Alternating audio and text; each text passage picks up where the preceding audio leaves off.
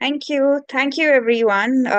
Good afternoon, good morning, good evening to everyone who is joining from your part of the world. Um, this is the first in the series. I'm very, very happy and excited to talk about the Restore Her Rights webinar series, where the first in the series is about setting the context of restoration and gender within the UN decade on ecosystem restoration.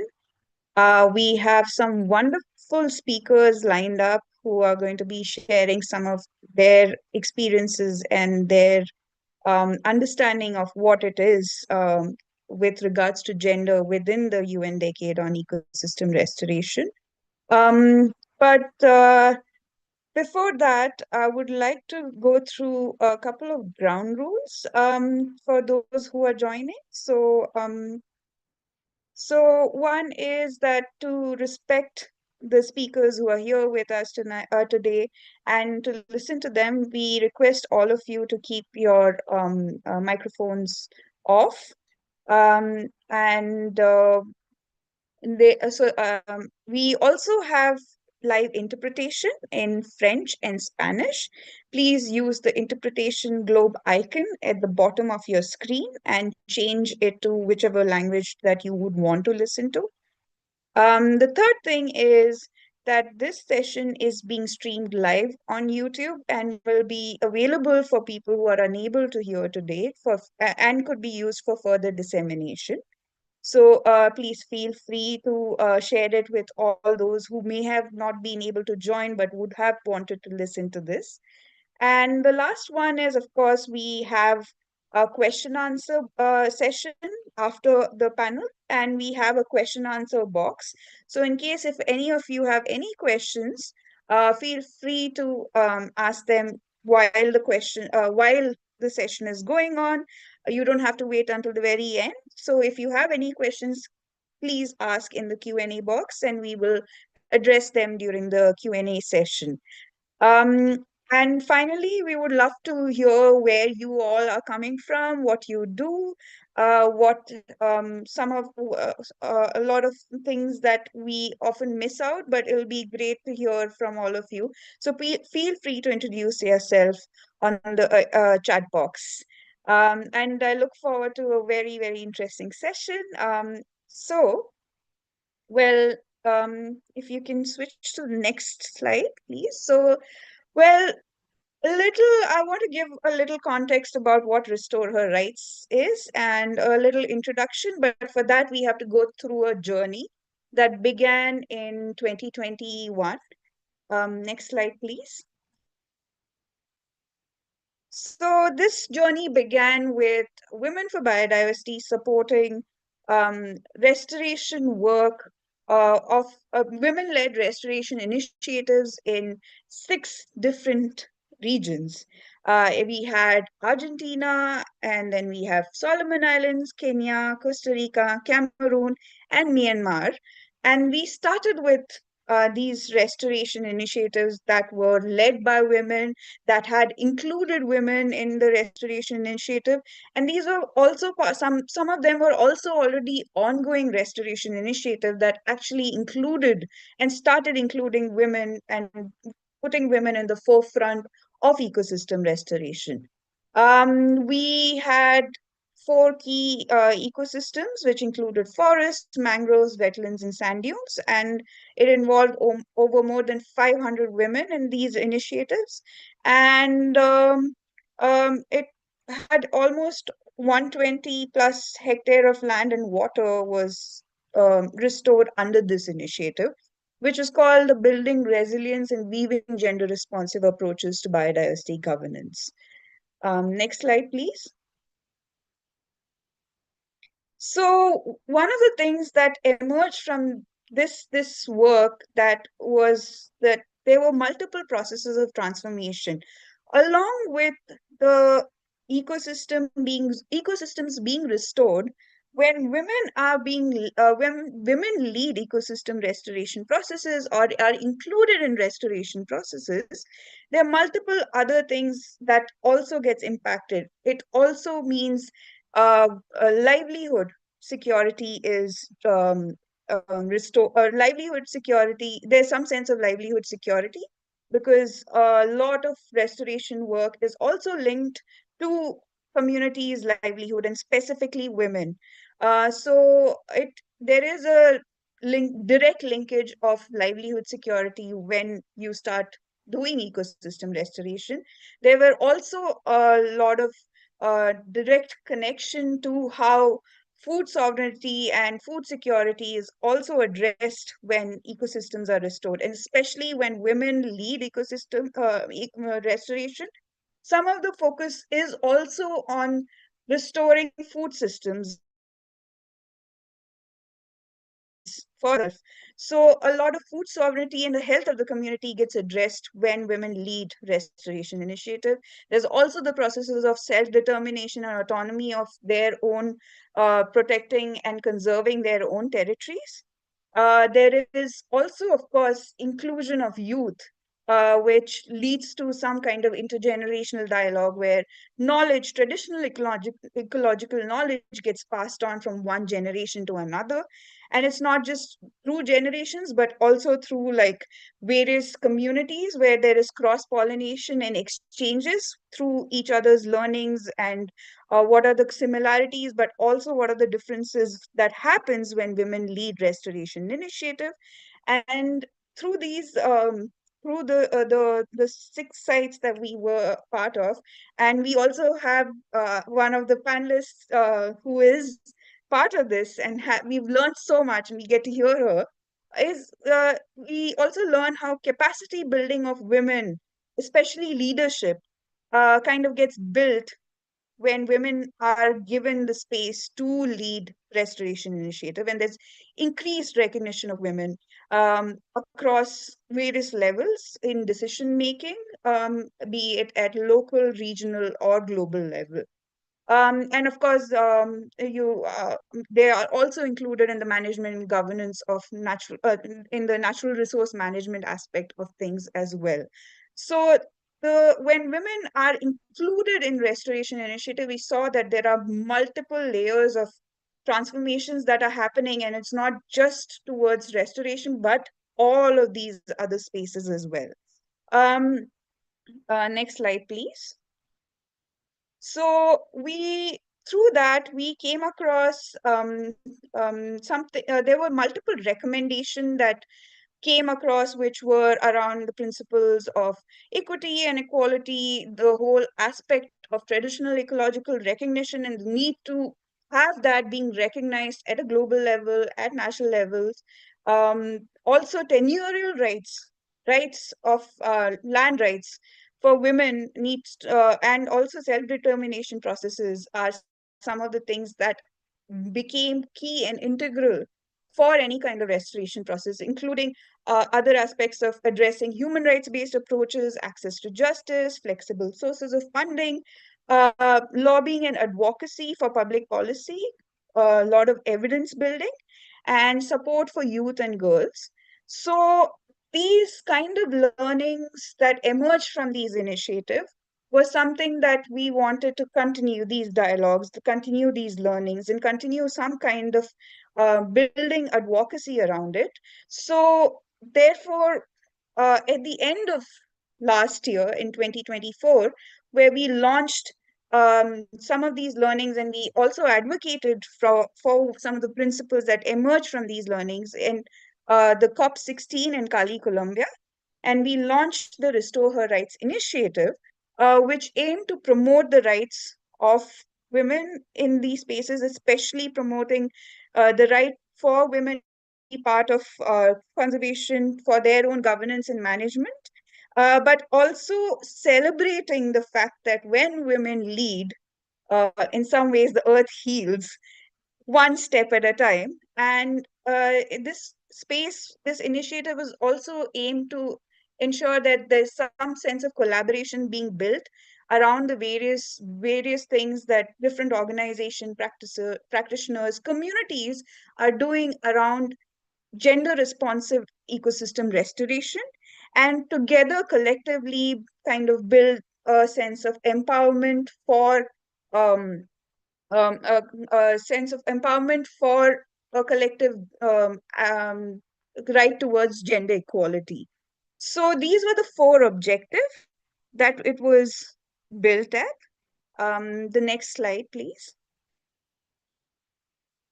So the Restore Her Rights initiative now has four core components.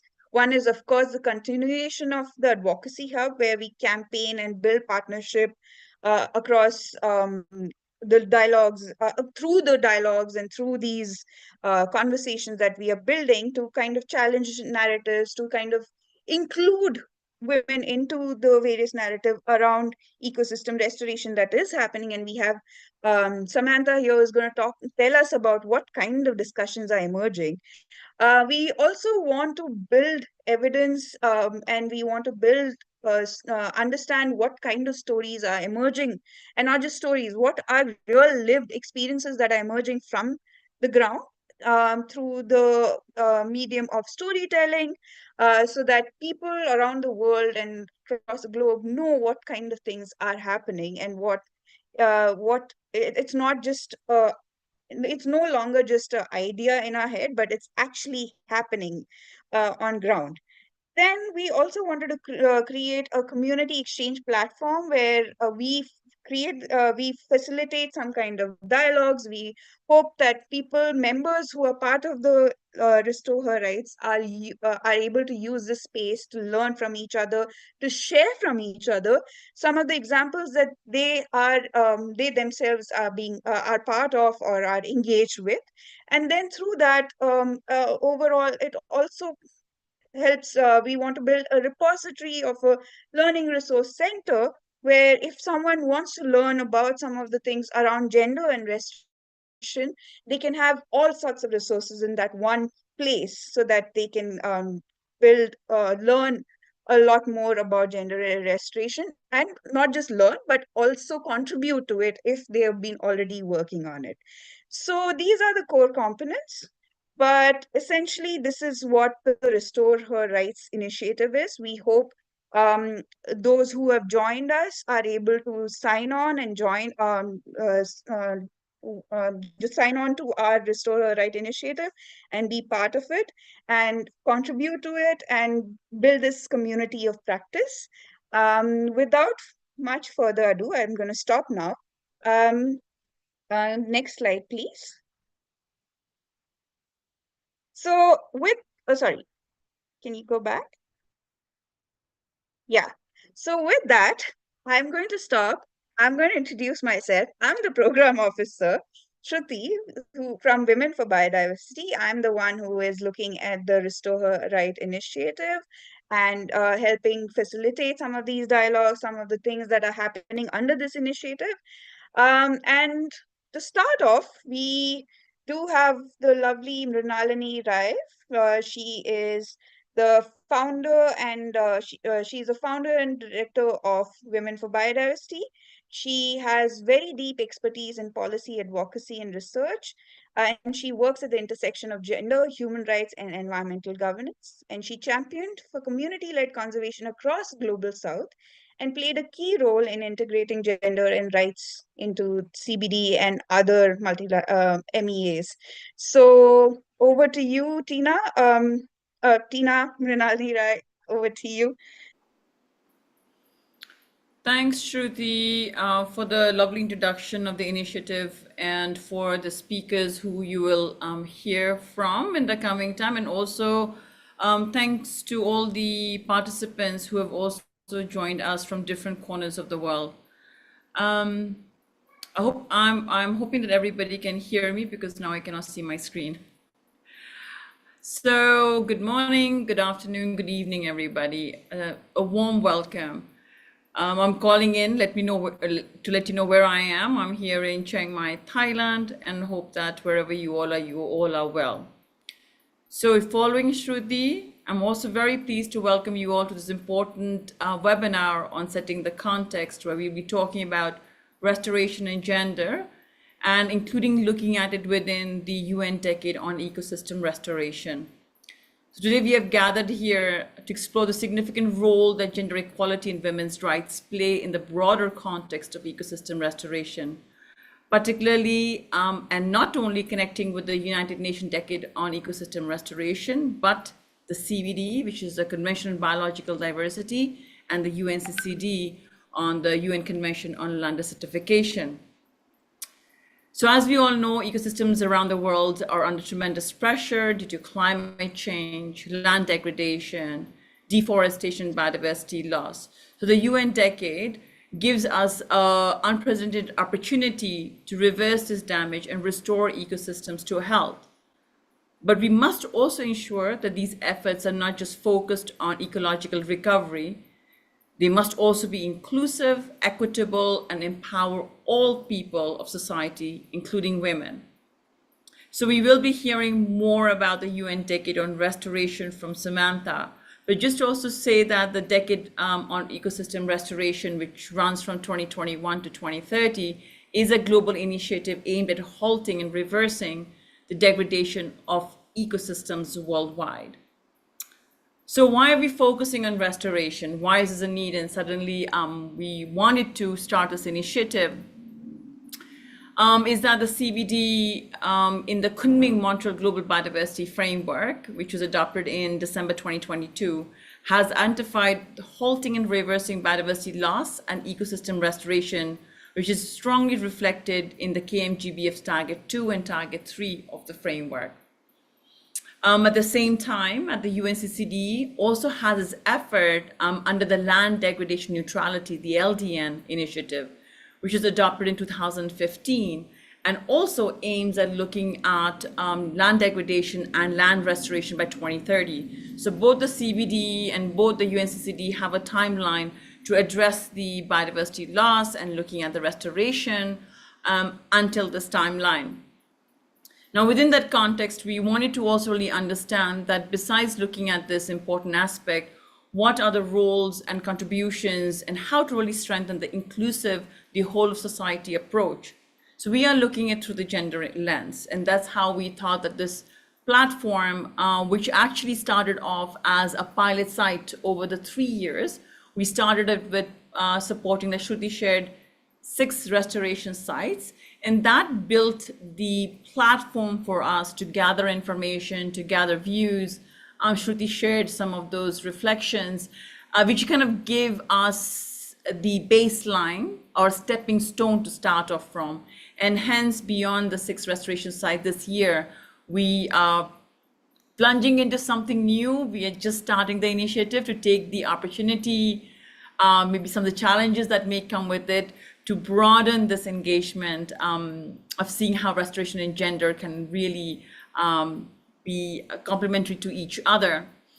So as we all know that, of course, women, especially in rural and indigenous communities, are often the stewards of land and natural resources. They possess critical knowledge and expertise in sustainable practices, and their involvement essentially for success of any restoration efforts. And of course, we always keep seeing how there is a lack of recognition to women's rights and contributions in decision-making spaces. So what we'll be looking at in today's discussion is to divulge into this intersectionality of things.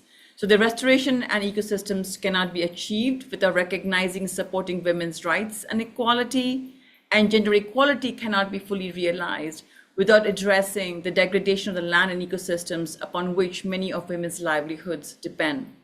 So I hope that through today's conversation, which we'll be having over the hour, we will deepen our collective understanding of these issues and identify concrete actions that we can all take to advance both environmental restoration and gender equality. So thank you once again for joining us, and looking forward to the insightful discussions with 2 of my wonderful, wonderful colleagues. Thank you so very much for joining. And Shruti, back to you. Thank you, Tina. Well under time. That was great. And now we have our lovely panelist. We just quickly share the screen to so that I can introduce them, and then we can go back to our. So Yes, thank you, Meenal. So, with that, we have our first, I'm going to introduce them both at the same time. So, we have Samantha here with us, and Samantha she is the um, specialist from the UN Decade for Ecosystem Specialist from the UN Decade for Ecosystem Restoration. She holds a master's in ecology with a focus on community conservation.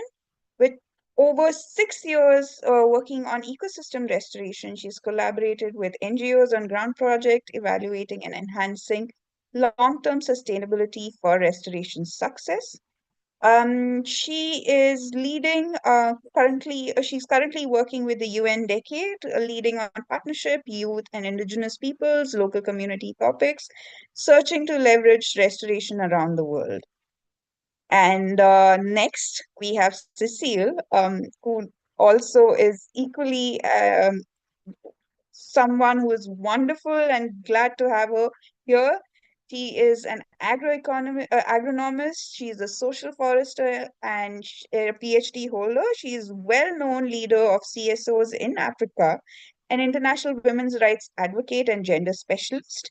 She's been devoted to women's rights issues and has been involved in the national, regional, and international forestry, RED Plus, and climate change processes for the past 20 years.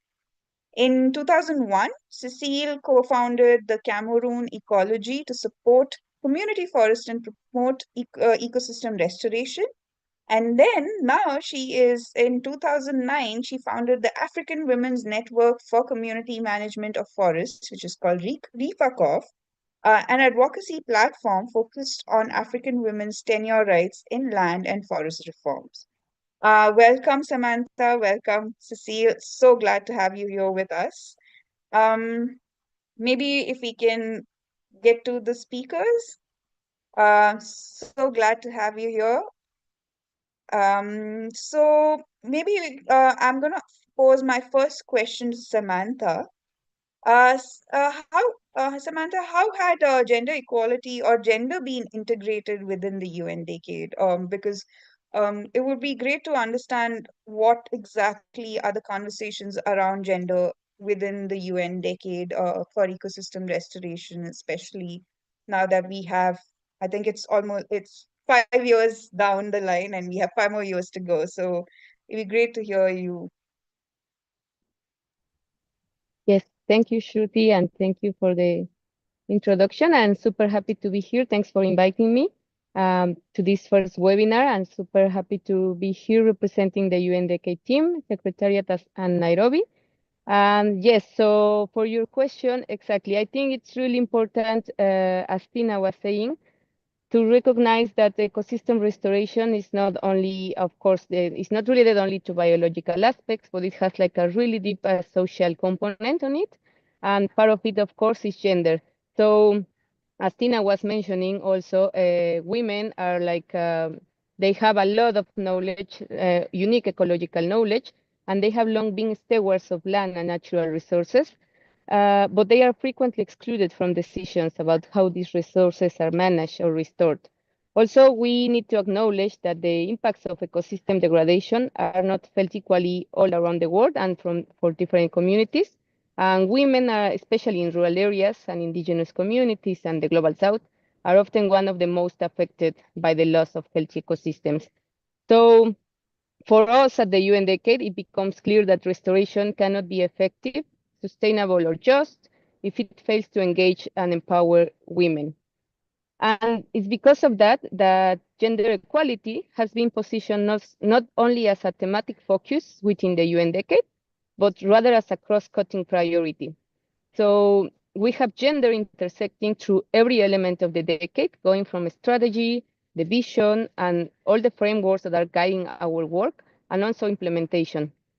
Because we recognize that it's really an essential part of what ecosystem restoration entails and how it needs to, like gender is really an essential part that needs to be there in order to have successful restoration.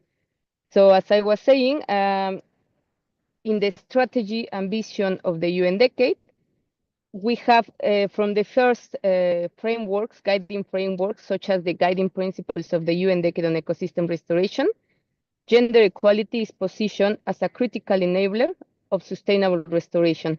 Same with the action plan, that is also one of our guiding documents, which is kind of like the document that is helping the decade to translate commitments into specific actions. Gender is always showcasing all of the different challenges that we have. And so what we are trying to do is like to promote equitable participation of women in leadership, but also in decision making, and also to be sure that they have equal benefit sharing.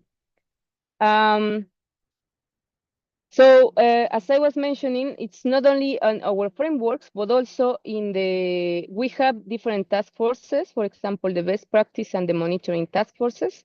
And in the best practice task forces, they are really focusing, for example, they have like a capacity, knowledge, and learning action plan, which again, gender is again like a cross-cutting topic that is going into all the initiatives that they are working with. And specifically in this task force or in this action plan, like for capacity building, they are really trying to work to create tools that can be directed to marginalized groups, including, of course, women.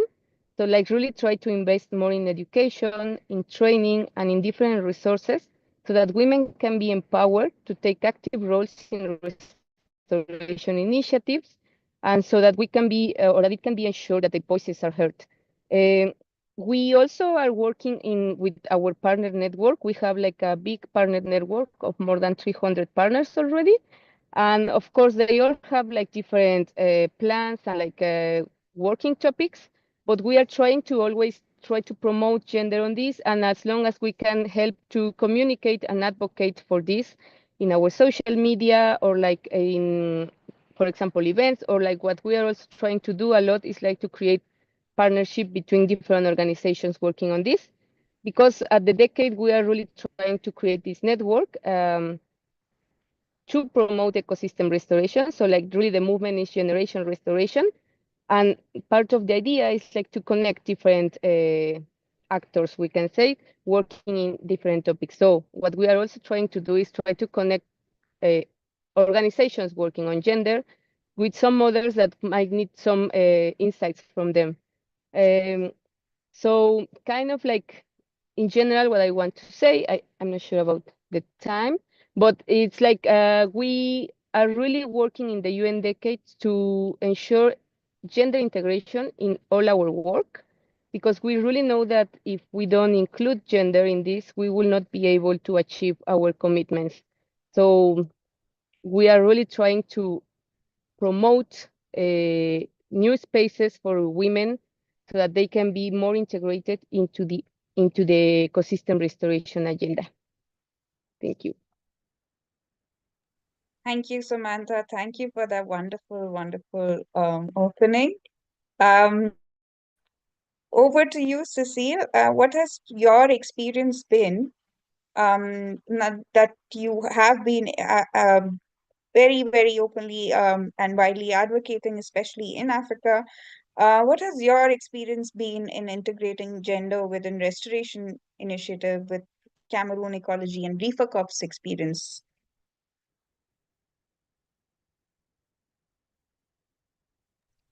Thank you. Thank you very much. And thank you for the opportunity, and congratulations for the initiative. I think this series will really help us to learn from each other. Yeah, what experiences do we have? First of all, we started understanding that we need gender equality, and especially we need a women's right to be secured in relation to access to land, to access to natural resources, and access to forest. So this is how we started, and we said that it was very important to work at all level. We work at the local, very ground floor level, but also at the national level, so that we can also try to, influence policies. And then we took up to the regional to also try to influence the regional setting, institution, and organization that are involved in any related issues that has to deal with climate change, forest, and also restoration. And we have started building on a few initiatives on restoration. And unless we really, mainstream gender into that, we'll always fail the same situation where women are excluded. So we had our initiative with Women for Biodiversity. I think Shruti talked about it at the opening, where we have yes, succeeded, to mainstream gender in the biodiversity working document at the very national level, the policies, the framework. We now have a gender responsive framework on biodiversity at the national level, at the policy level, and this is extremely important. And our work on the ground level was also supporting women and youth, women and youth in the restoration of the mangrove area, because in that area we call Longi, this is the area where women depend on fish, and the fish has been disappearing because of the disappearing of the mangrove itself. So we try to build capacities of women and youth especially, but we have understood that it was important to also have men joining. That was one of the initiatives. We also have one with a consumption we call BASE, a consumption that helped us. That was a initiative on agroforestry with gender to try to improve the resilience of the communities, but mostly on women. We have it in Cameroon, we have it in Togo, and we just started it in Benin. And the last one is, it was issued from the lesson learned from our initiative with Women for Biodiversity and from BASE. And now we are now putting gender in not only men and women, but really taking it at a family level. So we have developed an approach that we call Lilarle, where men are giving now land to their wife and to their girls. We have understood that the gender transformative approach we are talking about should start from the family itself. And the male-headed families are dominating in our own context, and we needed to work with those men to show them the added value of having gender, or having women on board. And today, we are so happy that the initiative is getting more and more. We have already succeeded to have 35 women with secured land tenure over 100 hectares in Cameroon only, and in the region, in the small region around Edea that Shuriti should be remembering because she was there. So these are the initiatives that are very important to upscale, and Tina talked about it. It's very important to upscale them, and I hope that with this very, very promising result, we will try to visualize it, share it, even during this series, so that we can get more support from other communities or other funding agencies. Let me stop there, and thank you very much. Thank you, Cecile. I think that was very, very inspiring also to understand that when change and when we talk about gender equality, it's not just addressing we're not just working with women, but we also have to work with men, because there are a lot of things that Yes. requires a lot of changes, and it's not just change by acting on working with women, but also change which includes changing mindsets, and that is a very slow and steady progress. And kudos to Yeah. you for this wonderful, wonderful news, and we hope to have more such examples emerging from different parts of the world. Back to you, Samantha. I have the next question is how does one implement these things that you spoke about, at a like one is we have these agreements and things at a global level, but then how do we imagine them at a national or local or regional level? Like, how do we look at of its implementation at these levels? How does that happen? Yes, thank you, Shruti. And yes, congrats, Cecile. Really, really nice job that you are doing there. Um, yes, so Thank this you. is a really important, interesting question because it's exactly how can really translate, right, these commitments and these principles into action on the ground so that we can really implement gender equality at different levels. I think it's really important to again, kind of like understand that same as on ecosystem restoration, uh, gender equality needs to be context specific, sorry. And so like we cannot do like kind of like a one size fits all approach, but rather kind of like really understand like the context, the needs of the community, and even if we need to ground these efforts into global commitments, we also need to have like grounded in local realities. So, for example, yes, as Cecile was saying, also it's kind of like at the national level, one thing to really we need to check it's to embed gender equality into restoration policies or environmental policies, so into the legislation. So, for example, referencing this in the NBSAPs, which are the National Biodiversity Strategies and Action Plans, the NDCs, Nationally Determined Contributions, and some other land degradation targets. This is like an important first step so that we can ensure that laws and policies can really embed gender equality. And I agree with what Cecile also said about like promoting land tenure security for women.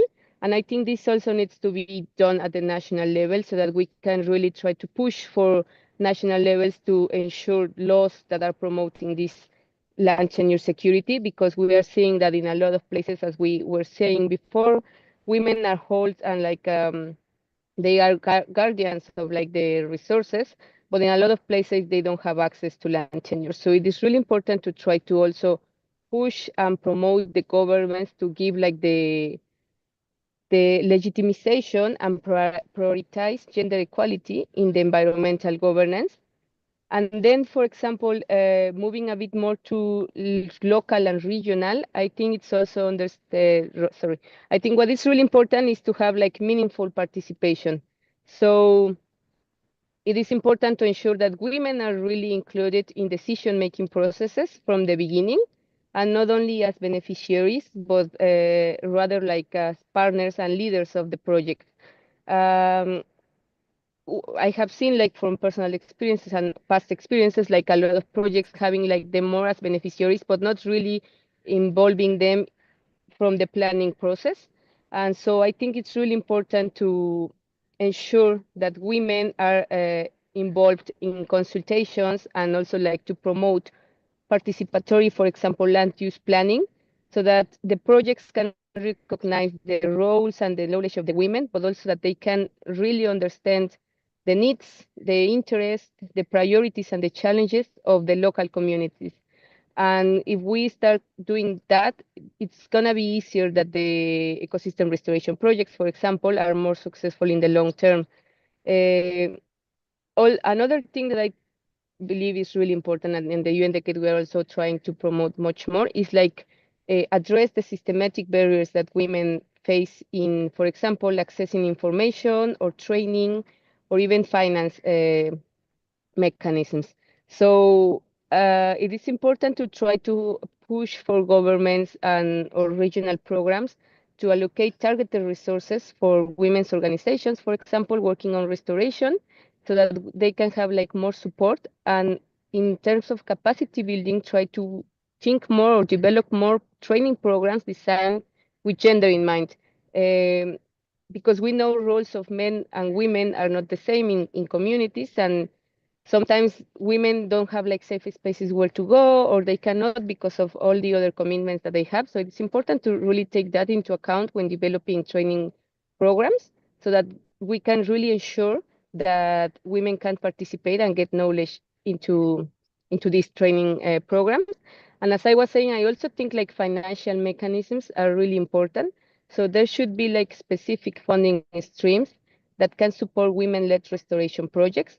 So there's a gap in restoration like in general, but also like the women gap for restoration is a bit bigger. So try to push also to promote these financial mechanisms so like women-led activities can be supported.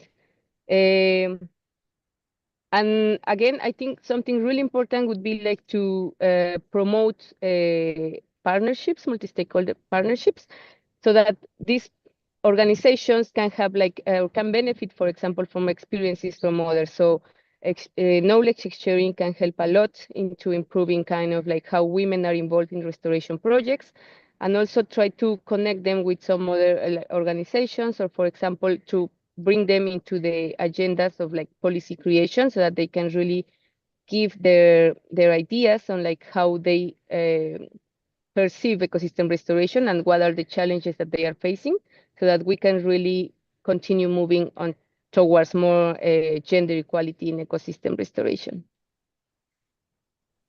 Thank you, Samantha. I think those also outline certain basic, the bare minimum principle that you just mentioned about participation, equal participation, building capacities. I think those are things that are very, very important for more to ensure gender equality within restoration initiative. And I think should be something that needs to be outlined in many, many things that countries at national level, local level are trying to do. These needs to be there at the core of any kind of restoration initiative, and that's very, very important that what you've highlighted. Back to you, Cecile, is that what have been your challenges or learnings that you've experienced based on the many, many years of work that you had with working with women and on ecosystem conservation and restoration? So over to you, Cecile. Okay, thank you again. Thank you again. Yes, I think that what I'm trying to share now is that usually we think people don't want to mainstream gender, but the experience we have got is that they don't have the capacities, the knowledge. Many people don't know what gender is all about, and I think we have to start from there. The approach of involving men and young people is key, because we cannot achieve restoration, we cannot get back our biodiversity, we cannot get back our planet without security to tenure for the women and girls. And I also observe that even young boys are also facing some of those challenges accessing secure tenure. So I think those are key challenges. And of course, the one all of us we know, how can we upscale this initiative that have proven to be very successful in gender and restoration on the ground? I have shared the initiative we have with Women for Biodiversity in the Longi area. But if you can take it all along the coastal area of Cameroon, going to Benin, to Liberia, you know, the coastal that we share with so many countries, I think that will give more impact than what we are doing today. And we learn from the Longi initiative and, you know, upscale it. And for that, we need resources. We need direct access to funding. And so far, I have realized that one of the challenges is women don't have access to resources, to financial resources. And in my experiences, I'm just thinking that maybe it's a lack of trust. Why is that?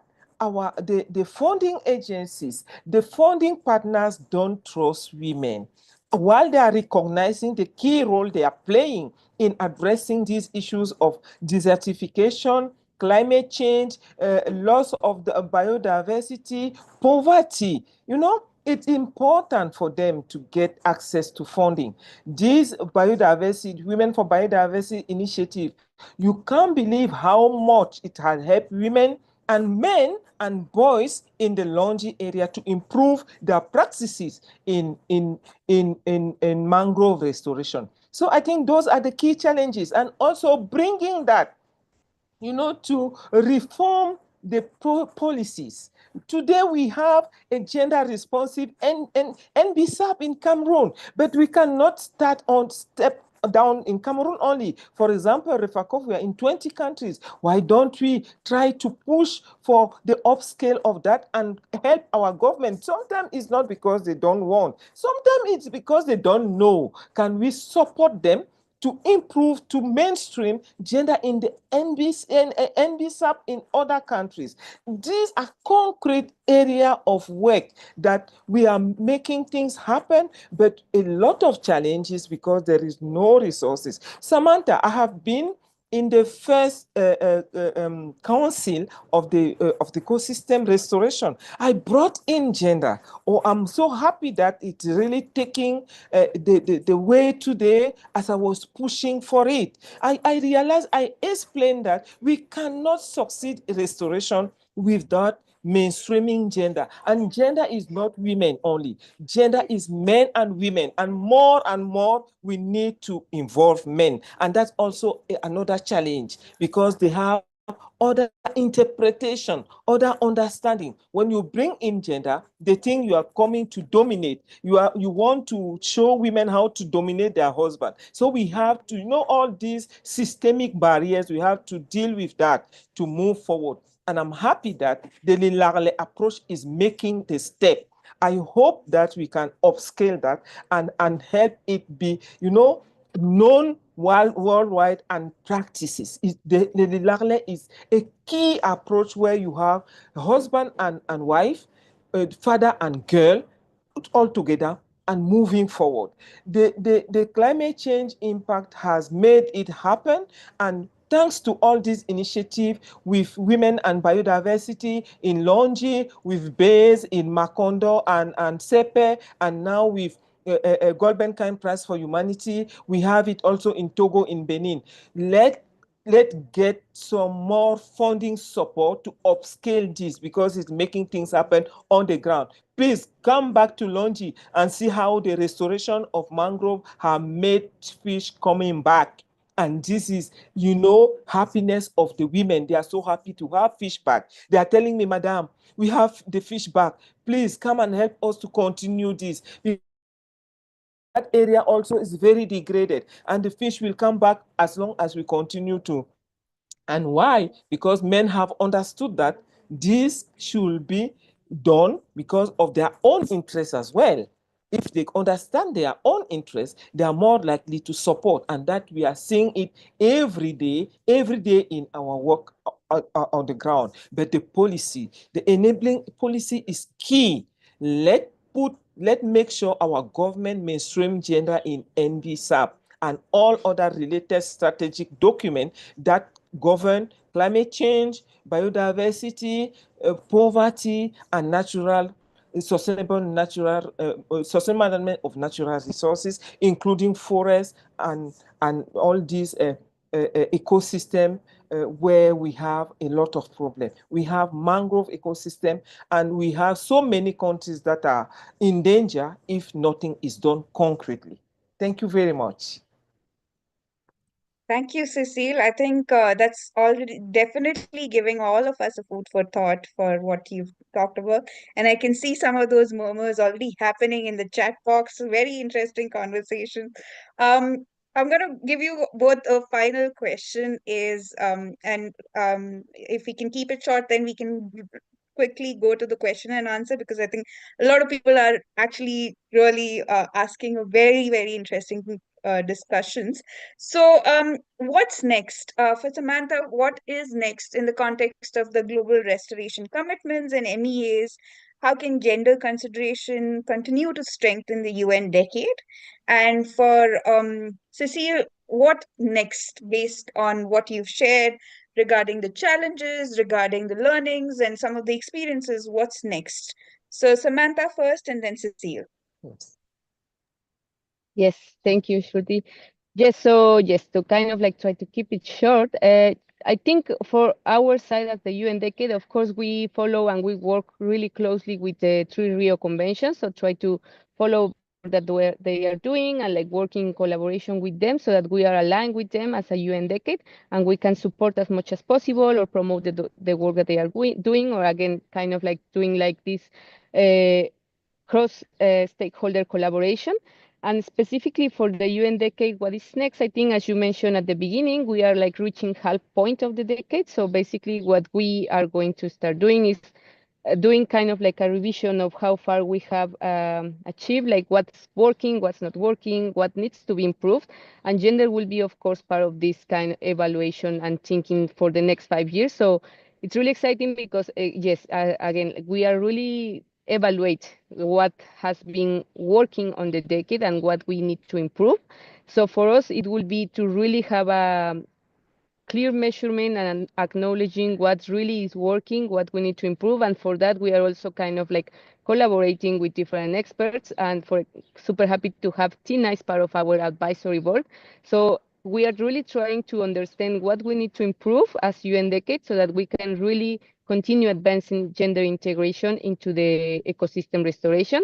And I will just keep it short, but just to finalize, evaluating what's working and improving on what's missing. So yeah, handing over to you, Cecil. Thank you very much. What next? What is next from my side is just continue to advocate for direct access for funding for women. I think this is key in the restoration for the restoration to succeed. Women have a key role to play. Young people have a key role to play. Men have, of course, a key role to play. But you know, as I mentioned, the problem with women in how can they access funding? That's the first thing. Next, the second next thing is also related to the first, building the capacities on gender and restoration. This is still highly needed, and supporting our government to mainstream gender into the NBSAP and all other related strategic documents. Very important. They have committed in restoring millions of hectares, and they cannot do it because they don't have enabling policy, or very few have enabling policies. They can mobilize funding. I think they have to start mobilizing national budget to support this, because women and NGOs and young people are there to make things happen on the ground. What is missing is for them to get support in funding support to make things move forward. Capacity building, enabling policies, and of course, we need, you know, all these women platforms like Women for Biodiversity to take this upward, to put it at the global level campaign or advocacy campaign. I'm not sure that we can do much if we are not at that level of decision making, at that level of influencing the agendas of every partners. That's what I may wish as, and what I see like the next step to overcome. Thank you. Thank you, Cecile. Thank you, Samantha. I think those were very, very important discussions and a good way to kickstart something that we have been discussing, but we've been in like smaller groups. But I'm so glad that there's several who are here who have joined. We have very wonderful discussions happening in the chat box, but we also have few questions.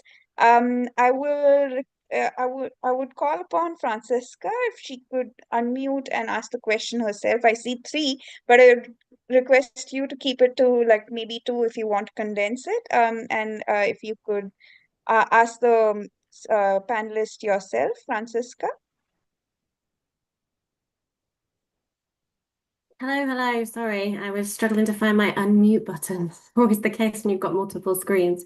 Yeah, sorry, too many questions. Perhaps a question aimed at both of you would be what are some of the successful tactics or strategies that you've seen or that you've supported for pursuing gender equality, gender justice, and restoration initiatives? What advice would you give to other restoration projects? Okay. To Um, me? so, is it Francisca? Who is it addressed to? Could you also mention who would you want the Or to question, or who you're addressing the question to? But I think it's a question for both of you, really. Maybe Cecile and then Samantha? Okay.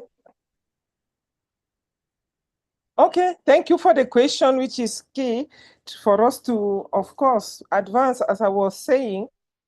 Francesca, I think I have been learning and I would like to share is that, and I said it earlier, the approach of having men on board is key in addressing gender issues in restoration. It's extremely important. Why? Because women don't have access to land.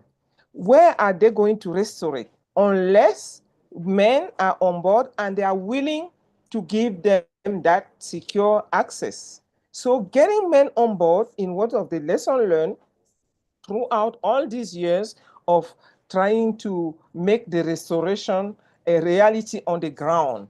This is first. And the second, I also told it while we are talking about gender in restoration, we also have to make sure that people we are talking to know what we are talking about. Most of the time, they don't know. So build their capacities. We have to develop capacity building program. And now with this technology, where we can have virtual, we can, as this series that is just started, we can have series like this where we try to put some training modules on that, really the ABC at the beginning, and then we go to level 2, and then we get to level 3. It's needed. It's really needed. It will change a lot in the attitude of people. Is even women themselves, as you sometimes the challenge is to address. So it will change, all this attitude and all these systemic practices that are like being like barriers to the successful implementation of restoration on the ground. And third, the approach of the restoration is key. We have realized that women have opted for what we call agroforestry because they have seen that agroforestry is giving them more benefit. They will benefit from agricultural food. They will benefit from selling the extra from agriculture, so income to improve their living condition, and the trees will be there to benefit everybody on the world. And the restoration, as I always say, has to go hand in hand with livelihood development. So these are the key lessons, my dear Francisca, I can share, and some of the approaches we have developed. As I shared it earlier, one of them is Lilarle. Lilarle is like in English, I can say you can understand it like customary will. The customary will that the husband say, I'm giving this piece of land to my daughter, to my wife, and the father say, I'm giving this piece of land to my daughter. No one can derob it from them, alive or dead. And this is making things move. We have secured only in a few time 100 hectares for 35 women and girls. We never thought of that. And this is what we are calling gender transformative approaches, where we have to see in the system what is not working and how we can improve it. Thank you very much. I hope I have addressed your questions. Thank you. Thank you, Cecile. Over to you, Samantha, Samantha. over to you. Yeah. Thank you. Yes, I agree with Cecile. From my point of view, kind of like some things that I have seen is like exactly as she was mentioning, kind of like the approach, and this comes really linked on understanding the needs of the local community. So basically, like really understanding what are their interests and their needs, and then with that we can really kind of like create the specific restoration project that will work on that community. So I agree on what she said. To not make it super long, I will say like really, really, really bringing them since the beginning so that we can really tackle their needs, the specific needs, and then we can have like more opportunities of successful restoration in the long term. Thank you, Samantha. I think we are coming to the end of this. I would like to also have Tina in because she is also part of the UN Advisory Board to kind of give like what if she has something to say about this as well. Yeah, thanks, Shruti, and thanks for giving me the last 2 minutes. Hopefully, I'm going to be very quick. Francesco, also, thank you so very much for the questions, and also just building that up from what Cecilia and Samantha were talking about. Hopefully, it'll also reflect on the questions you asked. One of them is that this is where, at least from our side, from Women for Biodiversity, we created this platform, Restore Her Right, with the understanding that we'll be able to bring in much more of these partners like Cecile and also the policy like the UN Decade to really look at how we could push in some of those initiatives and hoping to be able to support the upscale, the capacity building, but most importantly, building this community of practice and also documenting some parts of that. On the other part on NBSA that you talked about, really very well taken up. This is, I think you said it for Samantha, and I don't know about the decade, but what we are really trying to do, and we did this, is that for the initial sites, we did review the NBSAPs, and we also be hoping to do the NBSAP review. Post 2020, we did the one before to see how restoration and gender is being reflected into these ones, and hopefully we'll be able to present that in the coming months. And as just on the last one, as being part of the UN Decade and Advisory Board, one of our work that we are trying to do is to keep the conversation going on the decade, and of course a focus on gender, is to also say that we have been talking to the UN Decade to see whether there could be a push for a gender task force within the decade to be able to push for a much more targeted advocacy through the UN Decade to take it to the Rio Conventions. So of course the challenges are, and Samantha will know, the challenges of coordinating it because these are voluntary spaces. So the Decade does look for its partners and advisory board support. So I would also, actually for everybody else, if you're not part of the Decade or the Restore Her Rights, please do register, please be part of it. And in particularly with the UN Decade, the proposal for the gender task force, I know IED has been doing a lot on gender. So if you would want to have a discussion that we could propose to UN Decade, we also very, very much welcome your expertise on that also, because that's one of the idea behind these sessions, is also to support the Decade to see how we could push for that task force to be a reality. So with that, thank you very much. And before going back to Shruti, I also want to give a very big thank you to both Cecile and Samantha, but also the interpreters who are here, without whom we would not be able to have this conversation wider than in English. So thank you so very much. And also putting these webinars together from also our team. We have Meenal, Samina, and Shruti. So thank you so much for putting this together. So that's from my side, Shruti, in a very quick thing. Hopefully interpreters didn't have to rush, but back to you. Thank you very much. Sorry. Thank you, Tina. I think we have come to the very end, but before we all go, what would be nice is if we could have like a quick,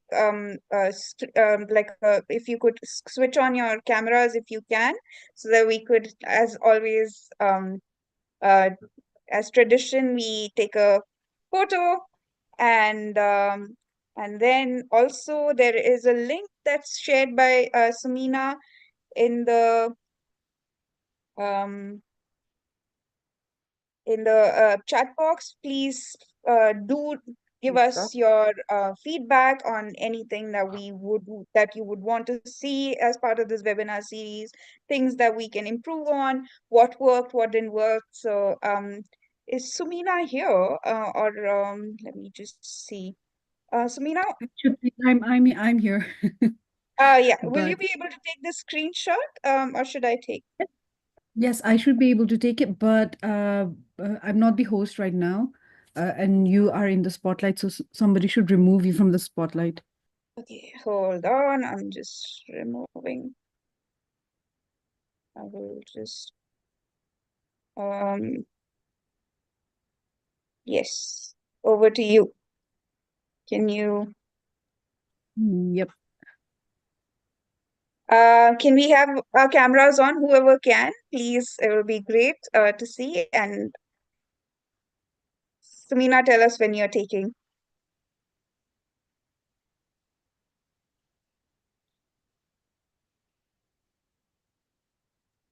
Just give me 1 minute. I'm so sorry. This is a new computer that I'm working with. Also, just 1 minute, please.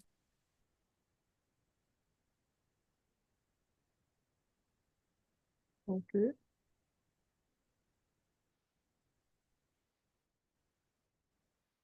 Ah, finally. Sorry. Okay. Hi, everybody. Okay, everyone, on the count of three, please. Big smiles. 1, 2, 3. Just one more. One more, please.